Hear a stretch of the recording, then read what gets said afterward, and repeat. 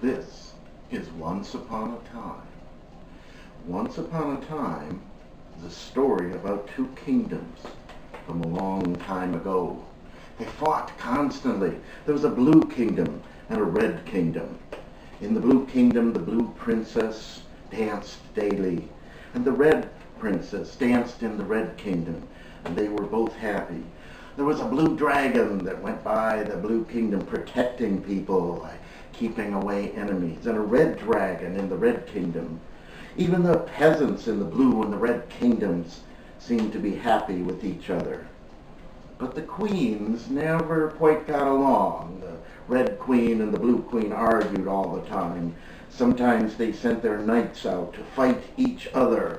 And the kings were the worst of all. The kings sent knights and fought each other back and forth over and over. And then the wizard saw this was happening in both kingdoms and decided to teach them a lesson. So the wizard decided to take all the color away from all of the kingdoms. Suddenly the blue castle had no color. Neither did the red castle. Everything looked white. The blue and red princess looked the same. The blue dragon, the red dragon, both looked white. The peasants' clothing was white.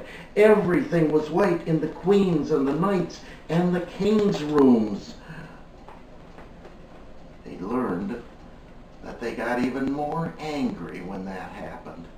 Now the two white kings were fighting and arguing worse than ever. So the wizard did one other thing.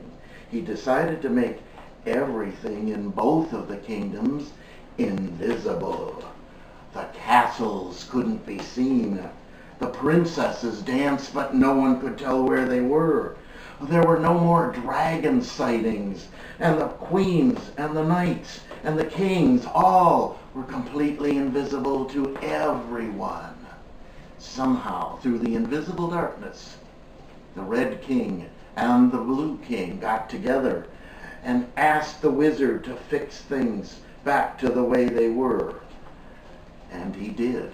He brought the color back to the blue kingdom and the color back to the red kingdom. He brought the color back to the princesses and to the dragons, and even the peasants and the queens and the knights were all dressed in their finery. And the red king and the blue king agreed the colors didn't matter and they would stay friendly from now on.